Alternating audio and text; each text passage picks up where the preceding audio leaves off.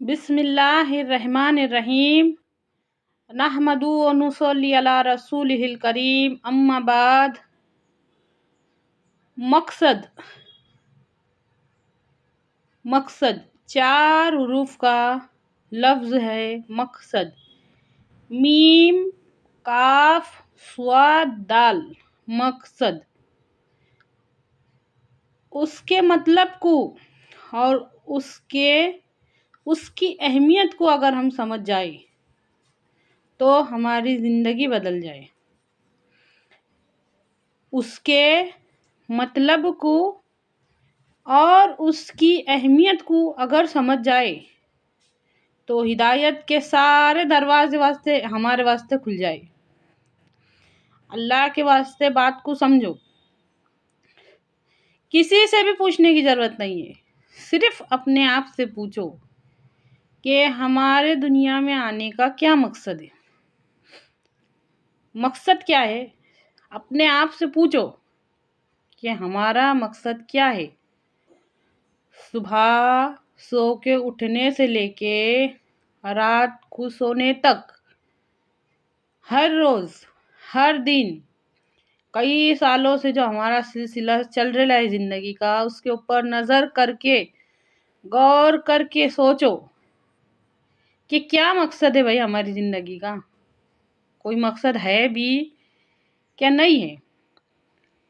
4 حروف کا جو لفظ ہے، صرف اور صرف 4 حروف کا، اس میں غور کرو۔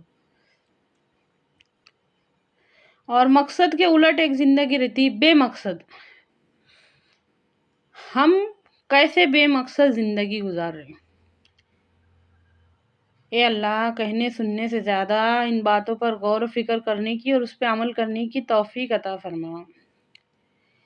3 باتیں، ایک سمجھ، دوسرا ارادہ اور تیسرا اختیار۔ یہ 3 باتوں کو اگر مقصد سے اٹیچ کر ڈالے،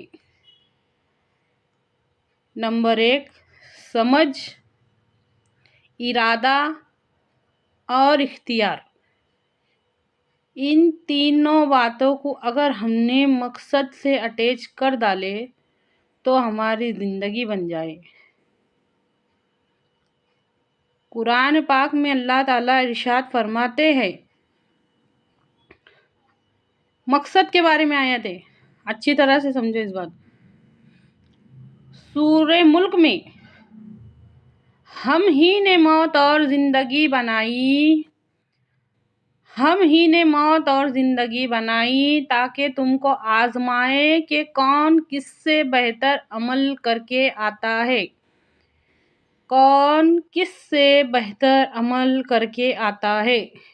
مطلب نیکیوں کا مقابلہ شروع کرو۔ یہ مقصد ہے زندگی کا کہ نیکیوں کا مقابلہ شروع کرو۔ ہم نے تو دوسرا مقابلہ شروع کر ڈالے۔ ہماری زندگی کا تو مقصد یوں کہنا چاہیے کہ کون کس سے بدتر عمل کر کے آتا ہے، کون کس سے زیادہ کما کے لاتا ہے، کون کس سے زیادہ اچھا پہن کے اچھا کھا کے آتا ہے۔ مطلب کیا، سوچ کے دیکھو نا، سوچ کے دیکھو۔ ان 3 چیزوں کو، سمجھ کو، ارادے کو اور اختیار کو مقصد پہ فٹ کر کے دیکھو، کیا مقصد ہے۔ ہمارے نبی صلی اللہ علیہ وسلم کی پوری زندگی، آپ صلی اللہ علیہ وسلم کو نبوت ملنے سے لے کے آپ صلی اللہ علیہ وسلم کے دنیا سے رخصت ہونے تک، مقصد کیسے پورا کرنا ہے، زندگی کیسے گزارنی ہے اور مقصد کیسے پورا کرنا ہے، یہ بتانے میں گزر گئی۔ یہ بتا کے گئے۔ صحابہ رضی اللہ عنہ کا مطلب ہوتا ہے جن سے اللہ راضی ہو گیا اور وہ اللہ سے راضی ہو گئے۔ ان کی پوری زندگی مقصد کیسے گزارنا ہے، کہ مقصد کیا ہوتا ہے اور مقصد کو کیسے پورا کیا جاتا ہے، مقصد کے واسطے تن من دھن لگایا کیسے جاتا ہے، یہ بتانے میں گزر گئی۔ हमने कभी, हमारे पास इतना वक्त ही नहीं है कि हम कभी उनकी ज़िंदगियों को खोल के देखें। हम तो हमारी बेमकसद ज़िंदगी में इतने खुश है कि चाहे कल हम कल हम जहन्नुम में क्यों नहीं चले जाते, नहीं, पर हम तो ऐसे ही जिएंगे। अल्लाह के वास्ते सोच के देखो, इरादे पे गौर करके देखो। समझ, इरादा और इख्तियार, ये 3 बातों के ऊपर गौर करके देखो। अगर कोई डॉक्टर बनता तो इरादा करके ज बनता ना, अगर कोई वकील बनता तो इरादा करके बनता ना, अगर कोई भी पेशा इख्तियार करता इंसान तो वो इरादा करके ज करता। उसमें से पूरा पूरा के पूरा मत लगाओ दिन के वास्ते, कम से कम आधा तो लगाओ, कम से कम थोड़ा तो लगाओ। हाँ, दुनिया में रहने के दुनिया के असबाब भी ज़रूरी है, तो क्या ये बिल्कुल भी ज़रूरी नहीं है? हमारे इरादे को थोड़ा सा तो अल्लाह के वास्ते लगाना चाहिए कि नहीं? अल्लाह के वास्ते सोच के देखो। समझ, इरादा और इख्तियार, अगर जिसके पास समझ है, हमारे नबी सल्लल्लाहु अलैहि वसल्लम इरशाद फरमाते हैं 3 शख्सों पर से कलम उठा लिया गया है। 3 शख्सों पर से कलम उठा लिया गया है। वीडियो बहुत लंबी हो रही, अल्लाह के वास्ते एंड तक देखिए उसको।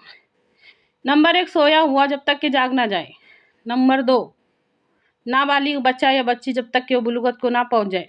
नंबर 3, पागल या मजनून इंसान जब तक कि उसको अकल ना आ जाए, होश ना आ जाए। ये तीनों के तीनों ना समझ है। सोच के देखो कि उनको पूरी समझ नहीं है। समझ, इरादा और इख्तियार, ये तीनों जिसके भी पास है ना, अल्लाह के वास्ते आप मकसद में लगाओ, मकसद में लगाओ, ताकि हमको अल्लाह के सामने रुसवा ना होना पड़े, रुसवा ना होना पड़े। ए अल्लाह कहने सुनने से ज़्यादा अमल की तौफीक दे, आमीन।